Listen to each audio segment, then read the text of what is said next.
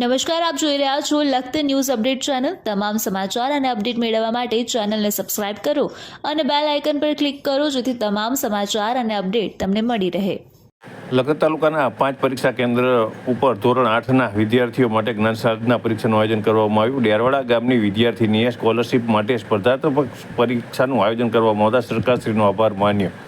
સરકાર દ્વારા પ્રાથમિક વિભાગમાં અભ્યાસ કરતા વિદ્યાર્થીઓને આર્થિક સહાય એટલે કે સ્કોલરશિપ રૂપે આર્થિક સહાય મળી રહે તે માટે જુદા ધોરણ માટે જુદી જુદી પરીક્ષાનું આયોજન કરવામાં આવે છે। આજે ધોરણ 8ના અભ્યાસ કરતા વિદ્યાર્થીઓ જ્ઞાન સાધના પરીક્ષાનું આયોજન કરવામાં આવ્યું હતું। આ પરીક્ષામાં સરકાર દ્વારા નક્કી કરવામાં આવેલ મેરિટ લિસ્ટ મુજબ વિદ્યાર્થીઓ મેરિટ મેળવી ઉત્તીર્ણ થશે તેમને સરકારશ્રીની સ્કોલરશિપ યોજના અંતર્ગત સ્કોલરશિપ એટલે કે આર્થિક લાભ આપવામાં આવશે। લખતર બીઆરસી કોઓર્ડિનેટર નિલેશ જોશી દ્વારા આપવામાં આવેલી માહિતી મુજબ આજની જ્ઞાન સાધના પરીક્ષામાં લખતર તાલુકાની 8 પીએસ સેન્ટર શાળાની 48 જેટલી સ્કૂલમાં ધોરણ 8માં અભ્યાસ કરતા 1051 વિદ્યાર્થીઓને પરીક્ષા તરીકે ફોર્મ ભર્યા હતા। તેમાંથી 786 વિદ્યાર્થી અને વિદ્યાર્થીઓને પરીક્ષા દેવા ઉપસ્થિત રહ્યા હતા।